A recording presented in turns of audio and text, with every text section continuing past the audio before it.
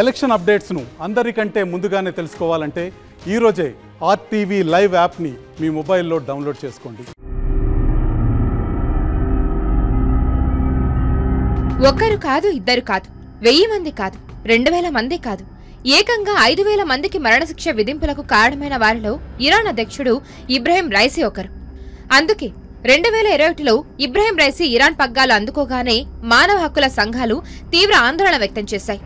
ఆయన అధికారంలోకి వచ్చిన తర్వాత ఇరాన్లో హిజాబ్కు వ్యతిరేకంగా మహిళలు పెద్ద ఎత్తున ఉద్యమమే చేశారు. సీన్ కట్ చేస్తే ఇబ్రహీం రైసీ ప్రయాణిస్తున్న హెలికాప్టర్ క్రాష్ అవ్వడం, ఆయన మరణించడం సంచలనంగా మారాయి. ఇజ్రాయెల్ ఇరాన్పై యుద్ధ మేఘాలు ఆవహించిన సమయంలోనే ఈ ఘటన జరగడం తీవ్ర చర్చనీయాంశమవుతుంది.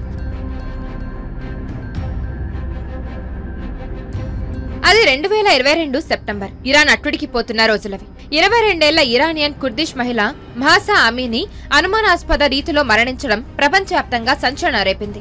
హిజాబ్ ధరించని అమీనీని ఇరాన్ మొరాలిటీ పోలీసులు అరెస్ట్ చేయడం, 3 రోజుల నిర్బంధం తర్వాత ఆసుపత్రిలో ఆమె చనిపోవడం ప్రకంపనలు రేపింది.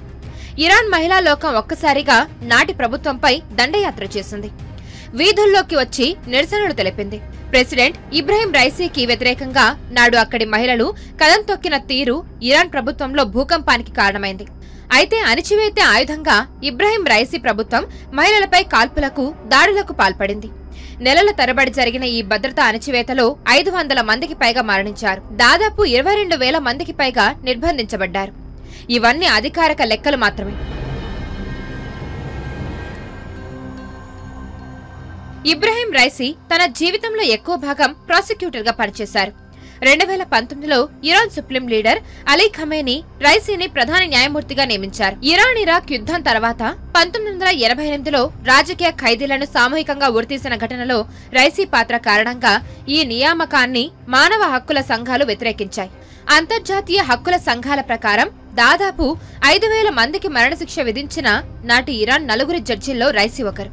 ఇరాన్తో వైరాన్ని కొనసాగిస్తున్న అమెరికా సైతం ఈ 1988 ఉరిశిక్షలో రైసీ ప్రమేయాన్ని ఎక్కువగా ప్రస్తావిస్తూ ఉంటుంది. అమ్నెస్టీ ఇంటర్నేషనల్ నివేదిక ప్రకారం 1980వ దశకంలో ఇరాక్పై యుద్ధం తర్వాత పలు డెత్ కమిటీలను ఇరాన్ ఏర్పాటు చేసుకుంది. ఈ ప్యానెల్లో తాము మతాన్ని ఎక్కువగా విశ్వసించే జడ్జీలను పెట్టుకుంది. ఇందులో రైసీ ఒకరు. ఇరాన్ న్యాయవ్యవస్థ నడిపిన ఇబ్రహీం రైసీ మితవాద మత గురువు హాసన్ రౌహానీకి వ్యతిరేకంగా 2017లో అధ్యక్ష పదవికి పోటీ చేసి ఓడిపోయారు. 2021లో రైసీ మరోసారి ఎన్నికల్లో పోటీ చేశారు. ఇది ఇరాన్ ఇస్లామిక్ రిపబ్లిక్ గా ఆవిర్భవించిన తర్వాత అత్యంత వివాదాన్ని రేపిన ఎన్నికలు ఇవి. ఎందుకంటే రైసీకి పోటీనే లేదు.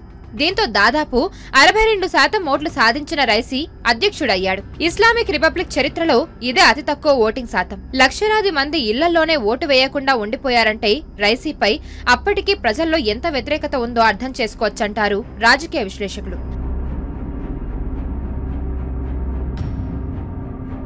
రైసీ 1960లో ఇరాన్లోని షియా ముస్లిం నగరమైన మషాద్లో జన్మించారు. రైసీ 5 సంవత్సరాల వయసులో తన తండ్రిని కోల్పోయాడు. కానీ తండ్రి అడుగుజాడలను అనుసరించి మత గురువుగా మారాడు. కోంలోని మత పెద్దలతో ఆయన పరిచయాలు న్యాయ వ్యవస్థలో రైసీని విశ్వసనీయ వ్యక్తిగా మార్చాయి. ఇరాన్ న్యాయ వ్యవస్థలో ఉంటూ తమ మత చట్టాలను కఠినంగా అమలు చేసిన వ్యక్తిగా రైసీ గురించి చెబుతూ ఉంటారు. అందుకే ఇరాన్లో లిబరల్ భావాలు ఎక్కువగా ఉన్నవారికి రైసీ అంటే ఇష్టముండదు. అటు ప్రపంచవ్యాప్తంగా అమెరికా వైపు నిలిచే దేశాల్లో ఇరాన్కు ఉన్న వైరాన్ని రైసీ కొనసాగించారు. 2024లో సిరియాలోని ఇరాన్ రాయబార కార్యాలయంపై ఇజ్రాయెల్ దాడులు చేసింది. ఇందులో 13 మంది ఇరాన్ ఆర్మీ అధికారులు చనిపోయారు. దీనికి ప్రతీకారంగా 2024 ఏప్రిల్ 13న ఇజ్రాయెల్పై ఇరాన్ డ్రోన్లు, మిసైల్స్ తో విరుచుకుపడింది. ఇజ్రాయెల్, ఇరాన్ పరస్పర దాడులతో ఈ 2 దేశాల మధ్య దశాబ్దాలుగా కొనసాగుతున్న ఘర్షణ తీవ్రమైంది. సరిగ్గా ఇదే సమయంలో అజర్బైజాన్ పర్యటనకు వెళ్లి వస్తున్న రైసీ హెలికాప్టర్ క్రాష్ లో మరణించడం ప్రపంచవ్యాప్తంగా సంచలనం రేపుతుంది. మరిన్ని వీడియోస్ కోసం ఛానల్ ని సబ్స్క్రైబ్ చేయండి. లేటెస్ట్ అప్డేట్స్ కోసం వాట్సాప్ ఛానల్ ని ఫాలో చేయండి. అండ్ లింక్ డిస్క్రిప్షన్ లో ఉంది.